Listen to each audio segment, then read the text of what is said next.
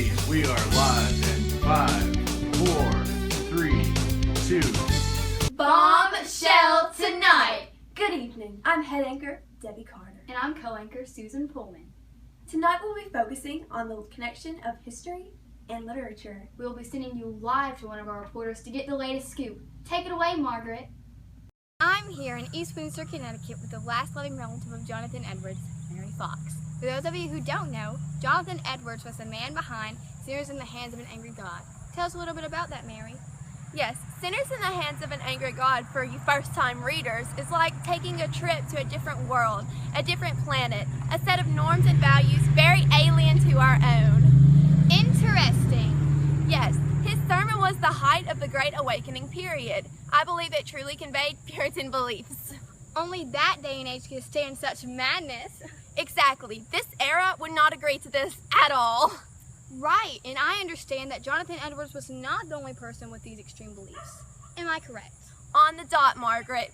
Most Puritans did believe this, and if they didn't, they were scared into doing so by the church leaders. The Puritans also influenced so much literature, although the literature that they wrote was often in the form of first-person narratives as journals or diaries. One piece of literature that was inspired by Puritan beliefs was the Scarlet Letter. The Scarlet Letter was written by Nathaniel Hawthorne, but he changed his name because of one of his ancestors, John Hathorne, who was a judge in the Salem witch trials. That just goes to show you that the Puritans had a very intricate belief system, and this was just a very small aspect of what they actually believed. But you know, it feels as if I'm on, Puritan Avenue.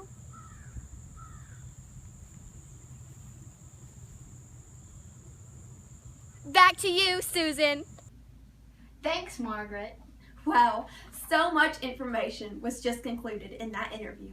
I had no idea that the Puritan beliefs were that extreme. In my personal opinion, I think that they actually thought that what they were doing was right. But no one can know that for sure. Their secrets died with them, and all we can do is guess what happened. Well, that's history for you.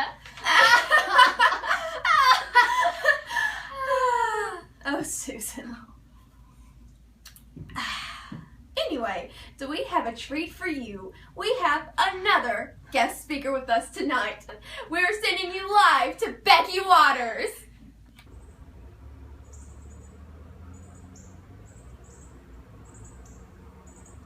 Thank you, Becky. I'm here in Mesa, Arizona with Martha Smith. Her focus is on the Native Americans. Can you tell us a little bit about that? I sure can. The Native Americans have had a very long and hard history. They ended up in America by traveling across a land bridge called the Berlin Strait.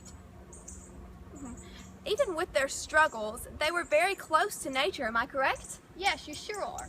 Okay. Is that where all of their creation stories come from? Yes. The Indians were very closely intertwined with their nature and environmental factors around them. You see, their stories were pretty far-fetched though. One story called the Navajo creation myth was full of cyclopses, dust devils, and so much more. It was about 4 different worlds and what they had to do to fix the world that they were going to live in.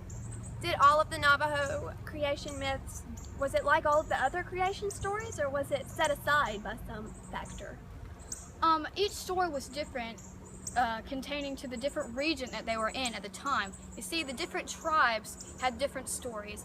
In my personal opinion, I think that the Indians really wanted a sense of direction with their life. They wanted the idea that they were creating to be very important, so they created this big story of the thing that was being created.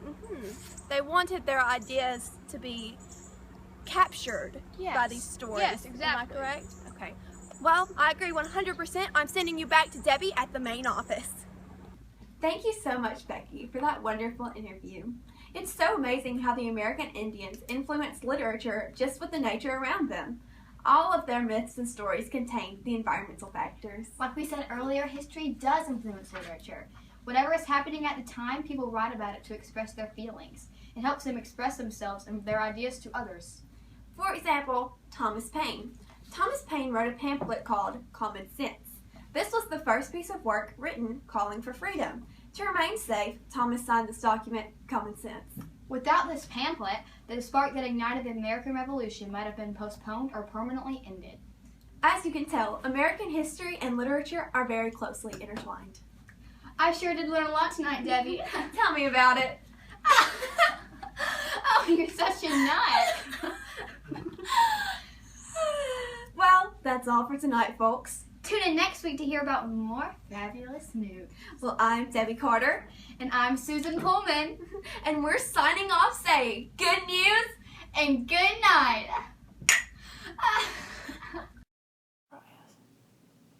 No, not yet. No! Okay. Okay, if you mess it up again, I'm just gonna have to go to the clap. So get it right. Okay. 1, 2, ready? Are you freaking kidding me?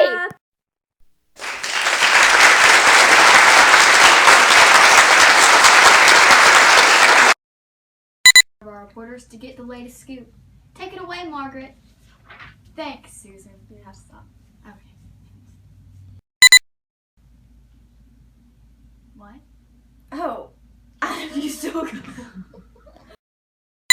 Whatever is happening at the time, people write about it. Frank is looking over.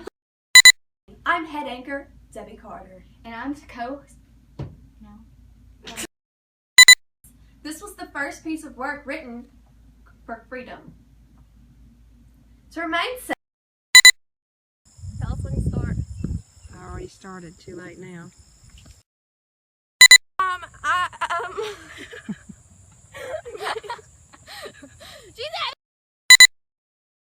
I'm here in Eastminster, Connecticut with the last living relative of Jonathan Edwards, Mary Fox. For those of you who don't know, Jonathan Edwards was the man behind Sinners in the Hands of an Angry God. I'm trying to be literature that was inspired by the Puritan beliefs was the Scarlet Letter, and I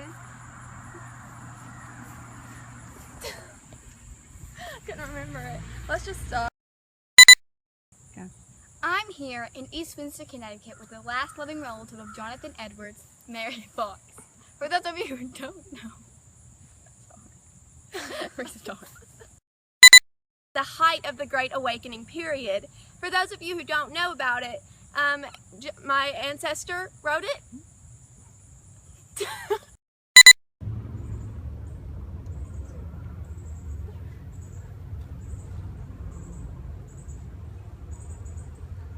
Thank you, Debbie. I'm here.